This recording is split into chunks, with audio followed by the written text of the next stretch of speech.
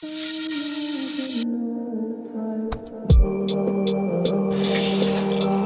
or Gail? Yeah, we'll go with Gail. I'll do your deal today, okay? You let me finish and I'll let you finish. Yeah? I'm more than happy with that. Okay, let's go again then. First of all, talk to us about Leandro Trossard. How pleased are you to have him and how long have you been tracking him for? Well, we are really happy to have him. Obviously, it's a player that we have followed for a while now, and the opportunity came. We have the necessity, obviously, to have a player in the front line that is versatile enough to play in different positions. He knows the league, he has enough experience here, and I think he can have immediate impact in the team. How important was it, you talk about the immediate impact, but to have somebody who can hit the ground running? Yeah. Especially where the club is right now and where we are in the season. Very important, and we have to think short term, but as well medium and long term. And I think he gives all that. He's a very intelligent player. Obviously, when you look at his career, what he's done in the last few years, he's a player that fits our way of playing for sure. And we are happy to have him. He trained today. Is Yes. he going to be good to go on the weekend? Well, he trained today, so hopefully he will be. Did you sign him and get the paperwork all done in time? Sorry? Is all the paperwork done in time? Yes, I think it is. I think he's good to go. And you talk about like timing right. How much was this move about the fact there's a massive opportunity for you? And maybe we've talked before about how you didn't buy in January last year and it kind of cost you towards the end of the season. How much was that on your mind when you did this deal?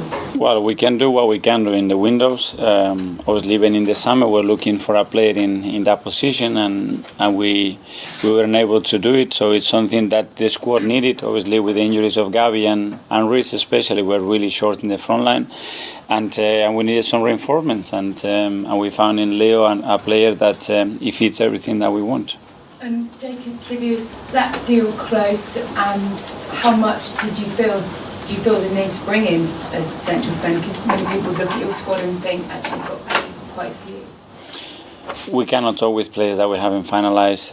When that's the case, we can announce it. Okay.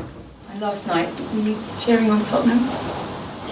No, we look at ourselves. I think we have more than enough to just look at ourselves and try to focus on what we do, try to keep improving, and we have to win football matches. And what the rest they do is something that we cannot control. Pep spoke after the game about how maybe his players have lost their spark, and we take it for granted that they can just all go out all the time. How have you managed to keep your players so on it every game? And we saw those pictures of Xhaka in the warm-up last week. It's not easy. How have you managed to tap into this group? It's something that we have to do every single day, and tomorrow I have to lift my players. I have to make sure that my players are up to it, that they still have that desire, that hunger, and they still have something in the tummy to go on Sunday with the same ambition and energy to try to beat Manchester United. And Pep talked afterwards about his side actually being a million miles away. Is that a few mind games there and sort of putting pressure on you? Is this group ready to kind of go up as the pressure cranks up again? I continue to say what I say. We go training by training, and today we train really well, and tomorrow we try to train better than today. Thanks, Gail. Go to Becky from the PLP. Mikel, any fresh injury concerns after this one? Not that I know of. So far, so good. Amazing. Look, United on Sunday, the only blot on the copy paper. Motivation comes in all forms. Have your squad taken anything from the previous result into this one? We have to learn. There were some important lessons about that game and the reason why we lost it, when in many moments we had total control of the game. But we know that's one of the qualities of United. When you are in control of the match, the game gets away from you because they have so much individual talent, they have good organization, and they have many ways to create problems. So we have to be at our best to win on Sunday. Do you expect any wind to be taken out of the United sails from the Crystal Palace last-minute free-kick result? I don't know. Again, what happens with the other teams and results, still half of the lift to go. So it's a lot of twists and turns still to go. We have to be consistent in what we do, play the best possible way, and control that. And the rest, he will take care of himself. Thank you. Bradley from TalkSport. Hi Mikel, hope you're well. First things first, obviously United and Arsenal in previous seasons have been competing for the Champions League, Europa League places. This year, both in the top four, both competing for the title. and you look back at where the teams were under Ferguson and Wenger, always challenging for the title, does it add any extra spice to this game, the fact that both Arsenal and United are challenging for that Premier League title this season? I think the history and the clashes and the way those two clubs have competed, it tells you everything that you need to know before a match. It's a huge game in the league, in the country, around the world, and we have to prepare for that. And obviously the table says what it says this season right now, but our main focus is on being prepared for a big match.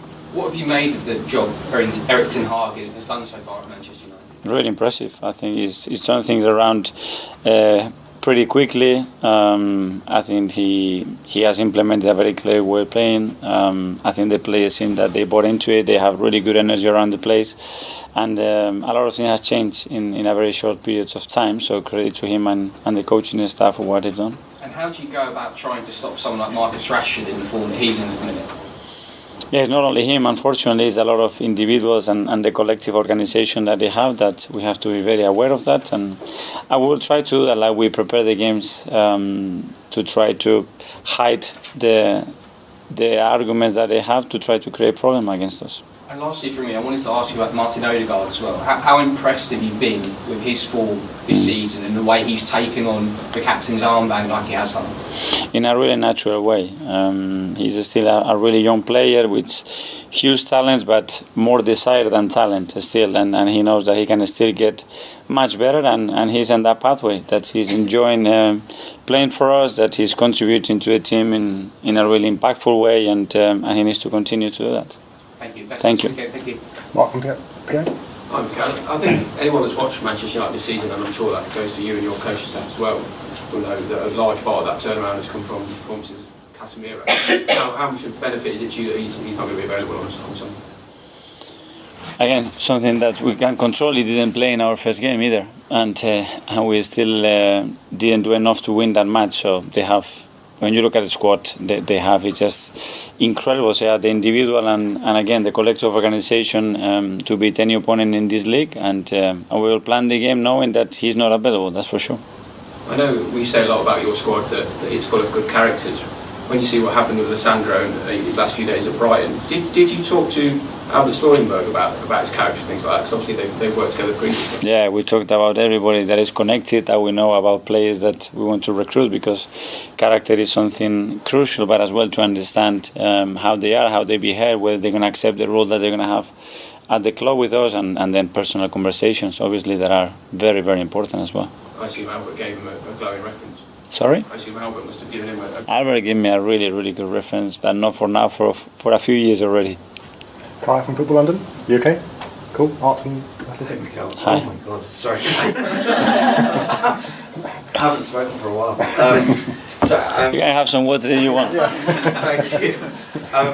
So basically, I know you like versatile players, Yeah. and for the past, I guess, 3 or so years, it seems like you build a team of technicians across the pitch. I was just wondering, is that something that was in your mind because of the Arsenal team you played in, or where's that come from? Well, I think the technical part is a very relevant and important aspect for us. I think specificity is another one that it really is really necessary in our way of playing, but as well it's true that we need a few players that can fulfill certain positions, and Leo is one of them. Obviously, the skill, the composure that he has in the final third, the technical ability to associate and link with people, it's impressive, and that's what we need from players especially.